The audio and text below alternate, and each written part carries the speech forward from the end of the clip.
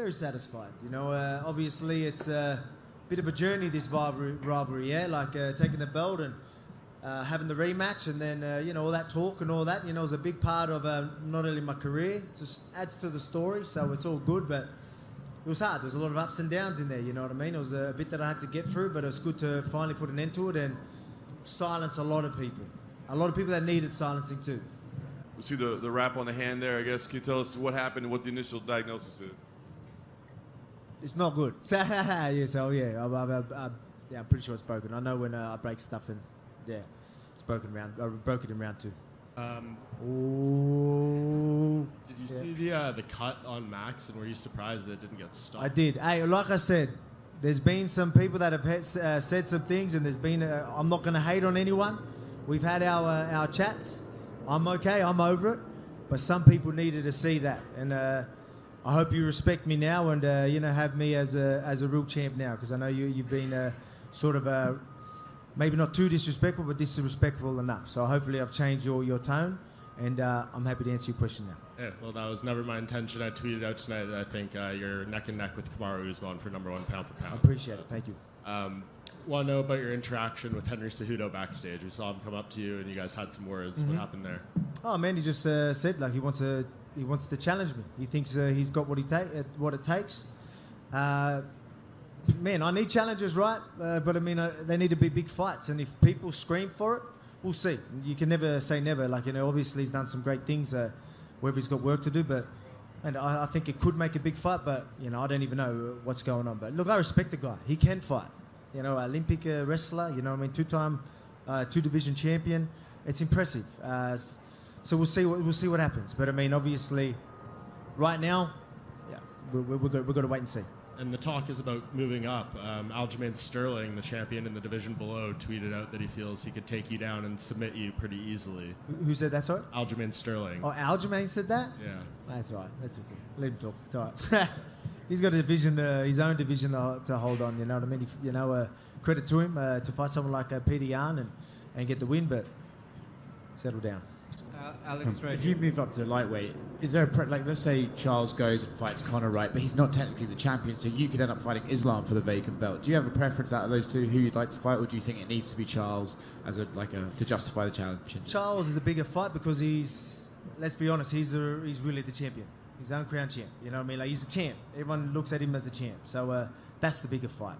But if Islam wants to fight him, and while I'm healing or something, they have that fight and Islam takes it, then it's Islam. Whoever's got hold of that belt, or whoever's considered the champ, that's what I want. I want a nice shiny belt on both shoulders. So I want to even it out. You know what I mean? I already got a sore back sometimes. You know what I mean? From carrying this one belt, so I need 2. Level me out.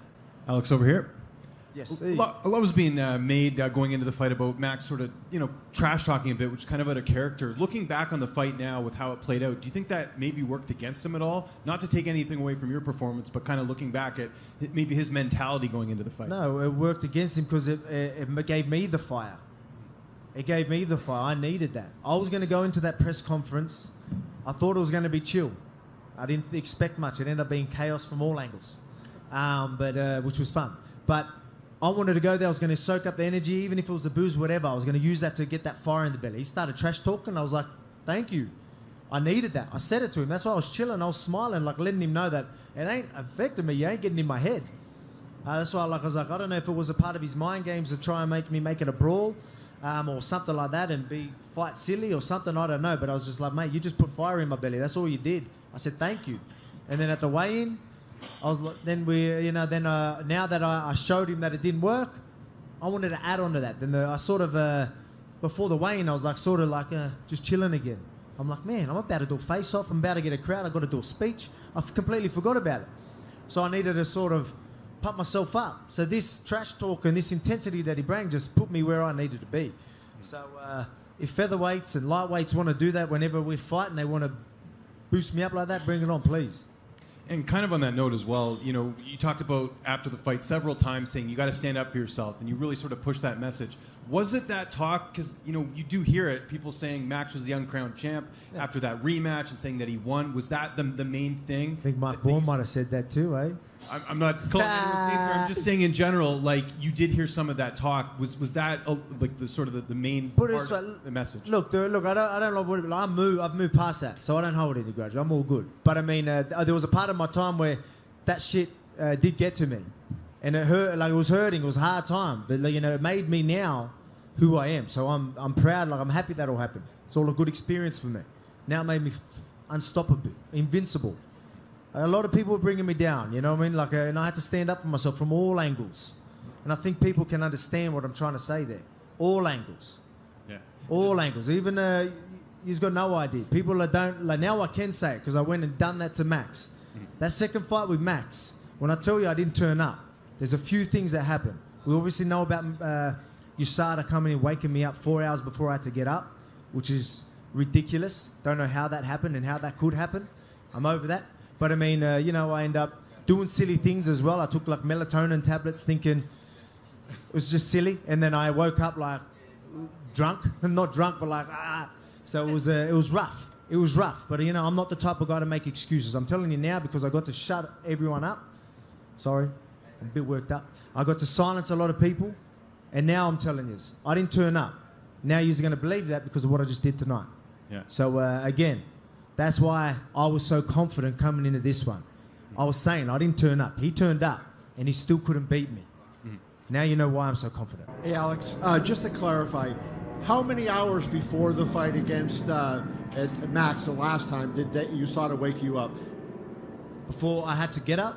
Yeah, like, how long was it before you had to Look, wake man, up? didn't want to get into it, but I mean, it was a 4 hours before I had to get up. So it was halfway through my sleep. I literally got there, they woke us all up and said that they were going to test him. And obviously my coaches and management were like, what do you mean? Like, what the hell? Went there, and then obviously I like woke up during the night to piss. I couldn't fill it up. Had to water load. Like, again, the story goes on. I was sculling water so I could hurry up and piss so I can go to bed. Couldn't get to sleep, so I took melatonin tablets.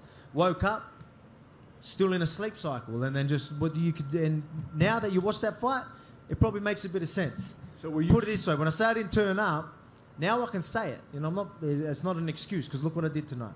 I waited till now to tell you the full story.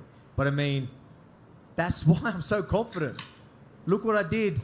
I forced everything. If you watch I had no reactions. My reaction times was way off. I had no reaction, no pace. Everything was forced. I had to force everything. I had to use my head to just force things to happen. But that's the type of guy I am. Even when things were all against me, I still stood my ground. I still forced shit and made it happen. And that's the type of champion I am. So I'm sort of glad that happened because it made me even stronger. What percent of your full capacity do you think you were in the cage? 50%, 60%? What do you think it was? Oh man, like, anyway, I didn't want to get into this, but I mean, obviously, I didn't feel good, and you know that's why I wanted a rematch straight away. I was happy, like, you know, obviously I was talking about it, and then at a time I was calling for the fight almost. It was like I was calling for the fight because I wanted to show myself because I know that I didn't turn up, but then I was like, I don't need to worry about that. And I finally got over it and all that type of stuff, and never let all that stuff get to me. And then, you know, this fight come up, and it was a big fight. Everyone wanted to see it again, and all that type of stuff. I was like, all right, cool, let's do it. So it was all good. So I knew what was going to happen, and now you just got to see it. There were boos at the end. You know, I'm just curious, does that affect you at all? They've been here since 3 p.m. They're all drunk. They don't know what real fighting is or real finesse. And I've said this, look, the greats, they all get to this point. I've seen it when I was just a fan, still a fan. Anderson Silva, GSP. I remember fights where I'd be like, that was a fucking fantastic fight. And the same thing, people would just boo them. GSP, one of the fucking GOATs, and people would just boo him. I'm like, what the fuck are you guys watching? You dumb fucks. Ali, Floyd Mayweather, same thing. You get to this point where it's like, you're so great, people just want to see you fall. You know? They just want to see you fall, no matter what. And if it's not like a show out spectacular performance, then it's like, he's not even that good. But trust, like, Jared knows I'm a good fighter. He knows I'm a great fighter, and I gave him the same credit as well. Last thing for me, you know, you've been saying Alex Bejeda, that's the next fight. I guess, did you see his performance tonight? What'd you think about it? And I guess, how soon do you think you'd like to line up that fight if that is indeed the next one? That's the next fight. I saw his fight. It was a good fight, but Sean Strickland should have focused on his job like I told him to. Soon, how soon? We'll find out. And then just final one from me. John Jones came out on Twitter. Fuck John Jones. Fuck John. I don't want to hear about that bitch. What are you going to talk about my nails for? He's just jealous and insecure as a fuckboy. He could never rock shit like this. He's a bitch. And also he said that he was backing... Fuck him. I don't really give a fuck what he thinks. Yeah, next. Okay, thank you. I have to ask you about your entrance. It was obviously with the Undertaker urn, the hat, the music. How did you get all that approved? And I know you said you were feeling dark all week, so was that just the theme? It just works. I don't know. Like the theme for me. I'm an artist. It just works. I didn't plan on Vince and the Triple H and them being here. On Tuesday, I was chilling.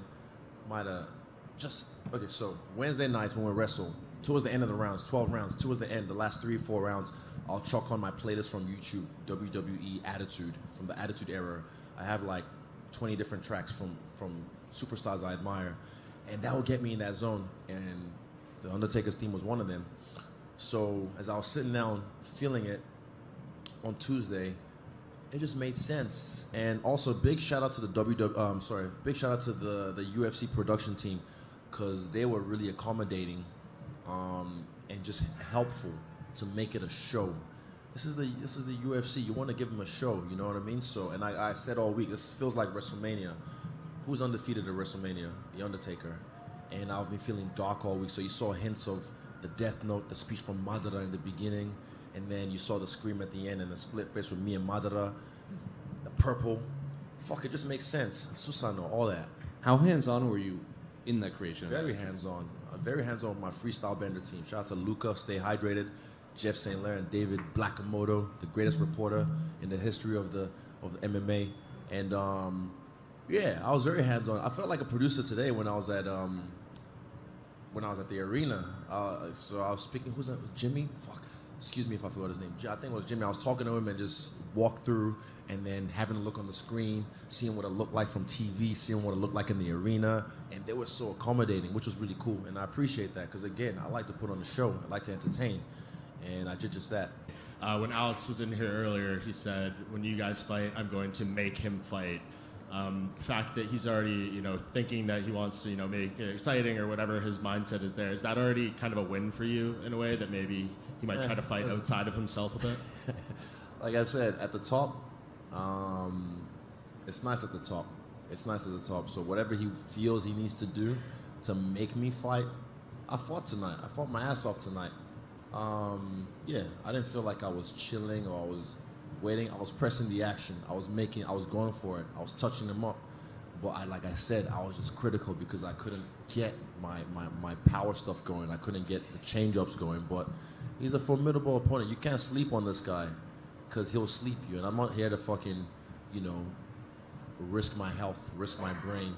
And I do that, but I'm not going to do it stupidly just for the entertainment of some grongos, some drunk folks. You earmarked Jared very early on as someone who was going to make it towards a title fight. Clearly, you're sort of looking many moves ahead and looking at the field and seeing who's coming up. I just wondered, who's next? Who's going to break from the pack that you've kind of earmarked as someone who's moving their way up and could potentially face you further down the line?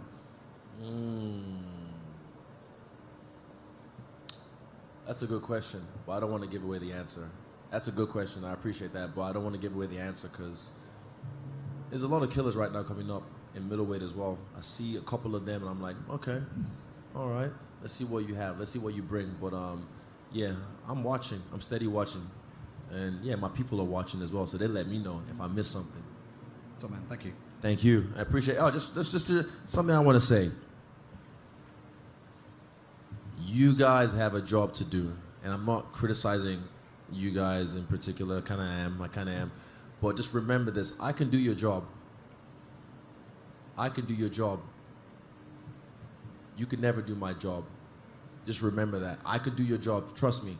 I got freestyle bender. David runs that shit, but if I wanted to, if I had the time, I could. And I appreciate you guys for what you do, but not just for me, but for other fighters, man. Be mindful with your words. Be mindful with the way you clickbait. That shit is weak. That shit is weak, because I know how YouTube works now, and I know how these interviews work. I'm glad I have my own network, but just be mindful, because I can do your job, and you can't do mine. Just remember that. Thank you.